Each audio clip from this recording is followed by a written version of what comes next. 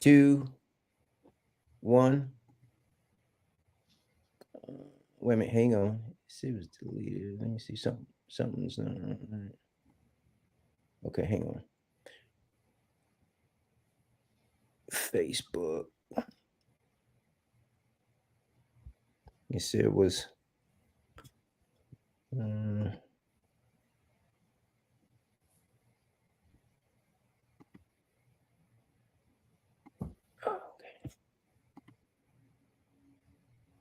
Cancel.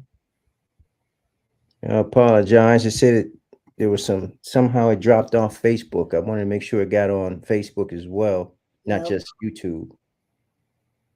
So, but I won't delay. We might just have to go with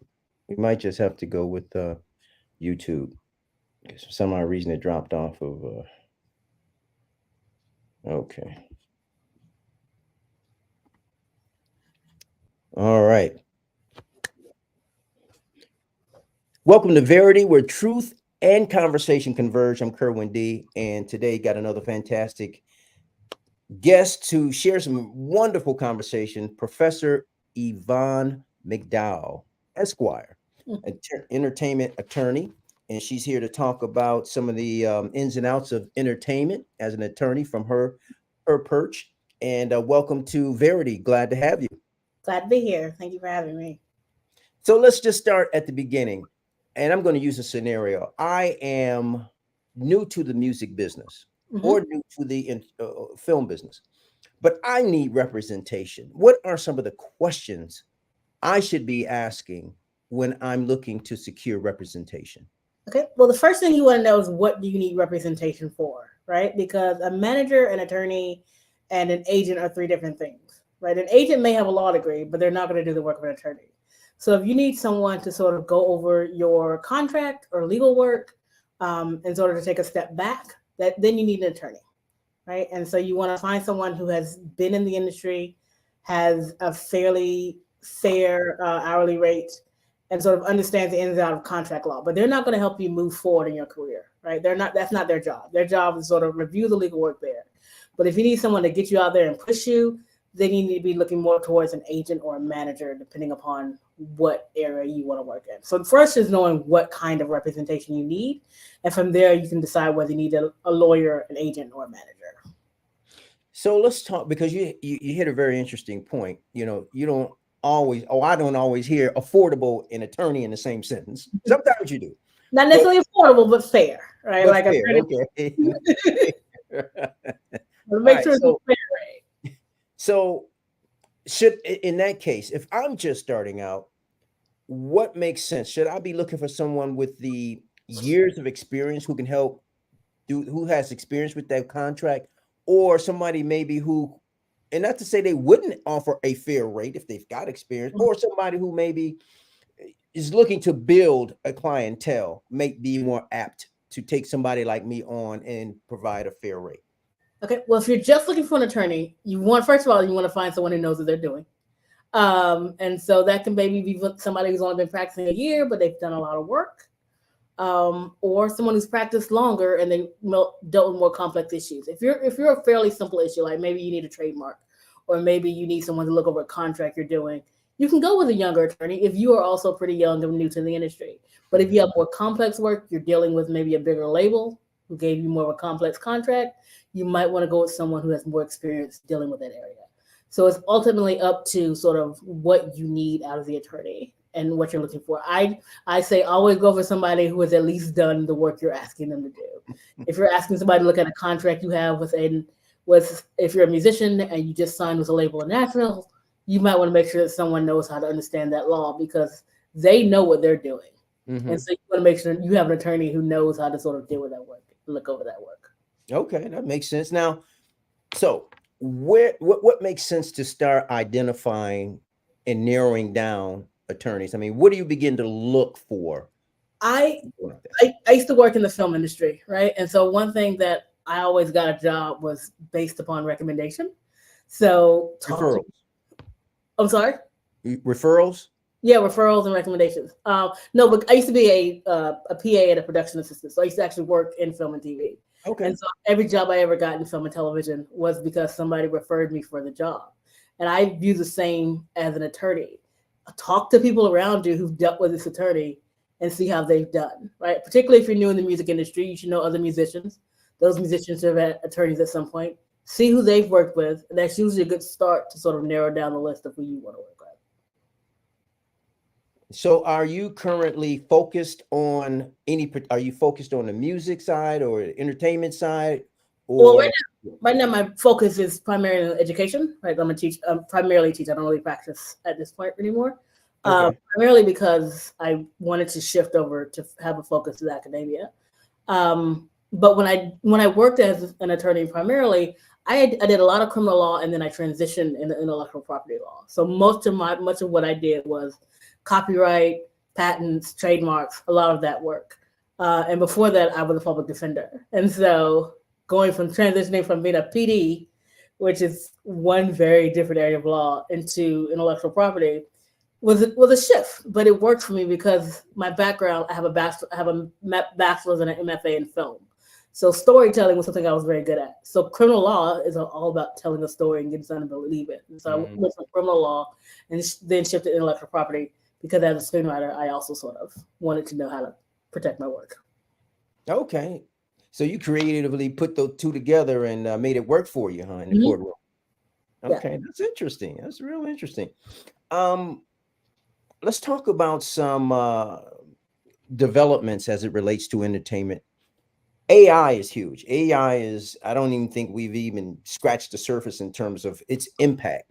Yeah. Talk a little bit about what you see coming down the road as it relates to AI and really impacting this industry. It is going, well, we've already seen the impact in the very real time, looking at how the actors are striking because of the fact that they don't want their image to be, hey, I'm going to do an AI image of you and then put it in any movie in perpetuity. And so now we have to worry about whether or not they're going to force writers or artists or whatever to not just use creative work, but to allow the creative, but to be forced to be paid a minimum fee for, maybe say I put something in a ChatGPT, write me a romantic comedy, and ChatGPT is going to spit you out something that sounds fairly robotic, and then you pay a writer significantly less for going back and editing that very robotic thing, but they're not credited as a writer. And so now we have to deal with what is going to be considered the writer and who's going to have control over their work. And so that's something that we see in real time happening right now, which is why the strikes for the WGA and the SAG happened. It was about ownership of work, particularly when using AI. Mm-hmm, mm-hmm, mm-hmm. And so as it relates to ChatGPT, AI, and all of that, I suspect that's going to continue to open up the field to people who at one point did not have access. Mm-hmm. But at the same time, it's going to also cause a lot of angst, you know, with the industry and what's true and what's real and what's not, and how you can manipulate that even without me knowing you manipulated it. I can only accuse you of doing it. I can accuse you, but I don't have any evidence until it's out there. Yeah, it absolutely, and it will open it up to where I say this as a writer, we will see the creatives having less control over the work, right? And if you are a creative person, that is why you fear ChatGPT so much, because not only do you have less control over your work, you will start seeing an algorithm that has been trained to look at previous work, making up stuff from work you've created, but like it's been plunked to a machine and now it's spitting stuff back out, thus losing your job. So like in everything in the film industry, it's always a fear of something else taking over because it's cheaper and easier to process. Mm-hmm. And so that is the biggest fear of AI. This is cheaper than a human, while studios might just choose to use it more than they use humans to create their work. Now, are they using that currently in the classroom at all, or is that in the beginning stages? I use it in the classroom as an instructor for a number of different reasons.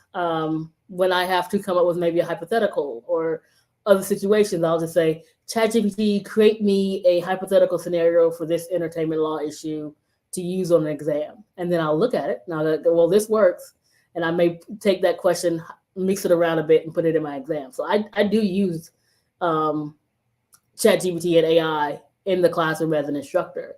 The point is learning how to use it ethically and teaching my students how to use it ethically so that they don't just go to ChatGPT, write me a 1,500 word term paper and turn that in at the end of the Oh semester. no, they would never do that. Oh, never. And so it's about learning how to use it in an ethical Where way. was it when I was in school? No. My 17-year-old niece, she was like, I'm just gonna sort of.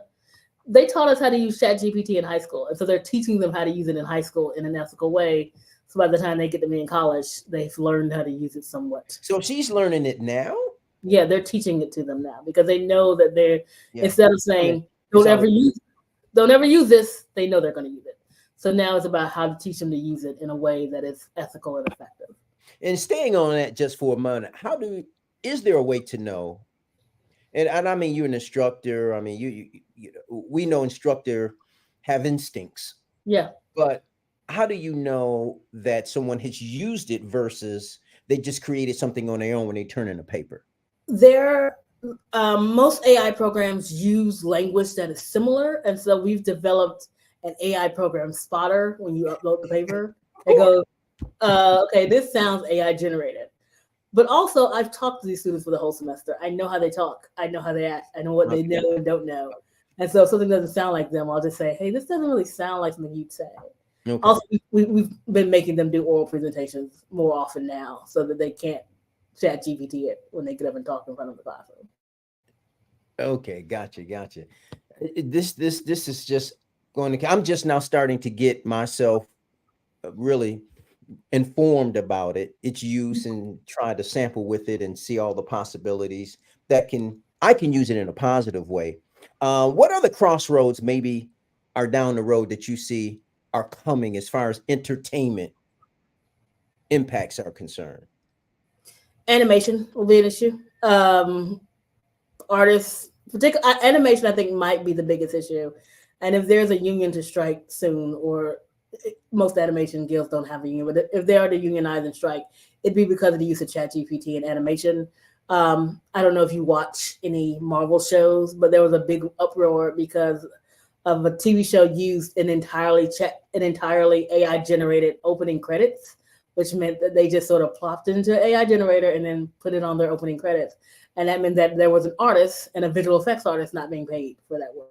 And so we're going to sort of see, particularly in animation, that's going to be where we see a lot of AI generated material show up. And I think that will make animators a little bit more wary of the use of it in their artwork. All right. So, hey, look, put it on your seatbelt, strap in, get comfortable. More changes are coming. Mm-hmm. All right. You heard it right here from Professor Yvonne McDowell, Esquire. Thank you so much for joining me today on Verity, where truth and conversation converge. We appreciate it. Thank you so much. All right, KD, Kerwin D, check you next time. Make sure you stay tuned. We got more fantastic conversation coming up on Verity, where truth and conversation converge. Next time. Peace.